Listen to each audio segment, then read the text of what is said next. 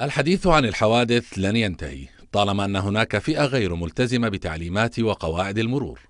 لكن ماذا عن الفئة التي يأتي الحادث عندها ليقعوا ضحايا الطيش والإهمال؟ حوادث المرور هي نتيجة طبيعية للسرعة والتجاوز الخاطئ، وكذلك الشوارع الضيقة والمطبات والحفر. واللوم في أغلب الحوادث على السائقين الطائشين وفئات معنية مثل سائقي الحافلات وباصات الكوستر التي أصبحت تلقب بالنعوش الطائرة. اقتراح دائرة السير تراقب الباصات هذه، تراقب الميكانيك فيها، تراقب السواق اللي فيها، تراقب الكنترول اللي فيها.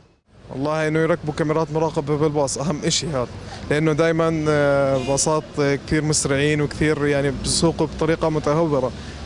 تمام، انا دائما بسوق بالشوارع ودائما بشوفهم انه طريقة متهورة بسوق، يعني من يمين لشمال للنص، بوقف وقت ما بده، بيطلع وقت ما بده، بنزل وين ما بده، وبيكونوا يعني في سباق بينه وبين الباصات الثانية عشان يحملوا الطلبات. والله يعني بصراحة هاي صارت مشكلة كثير كبيرة بالنسبة بعمان يعني وخارج عمان عشان الطرق.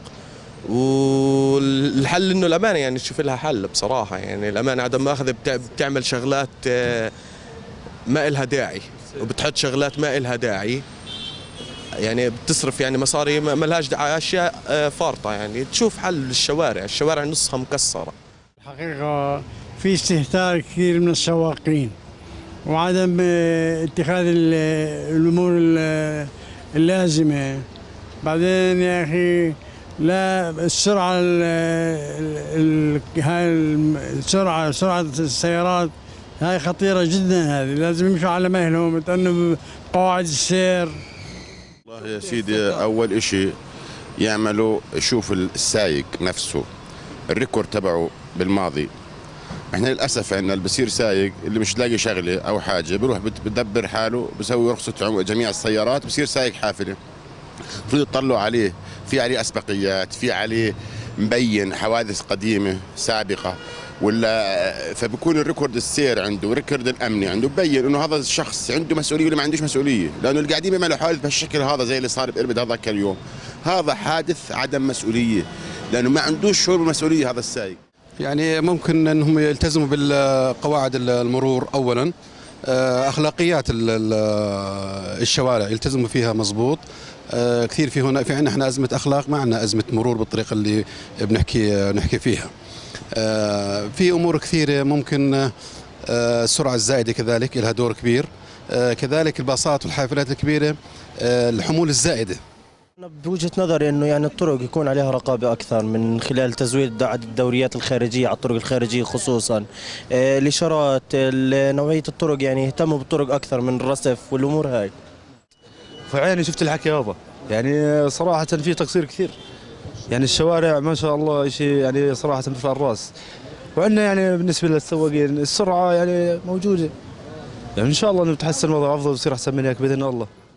يعني والله ما ظنيت انه قلة كاميرات او قلة قوانين او مخالفات يضبطوا الشوارع، ما يكونش حفر مطبات. يعني اغلب حوادث السير بده الواحد يتجاوز عن حفرة عن مطب، بدوش يدمر سيارته، يضبطوا الشوارع، يعني يكون بنى تحتية كويسة. بس كمان بيلعب دور رجل الأمن في هذا الموضوع، أو بيلعب دور اللي هو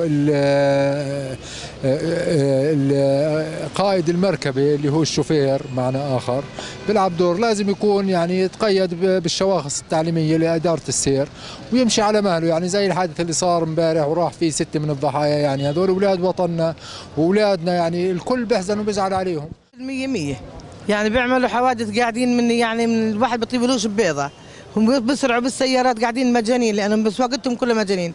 بتلاقيهم اولاد صغار سن 18 سن 20 باخذوا الرخصه، لكن بتلاقيهم طايرين. ليش؟ انا باخذوها كلها تبرطل، باخذوا الرخصه بتبرطلوا ياخذوها، واللي ياخذوها بنشاطتهم لا كذب.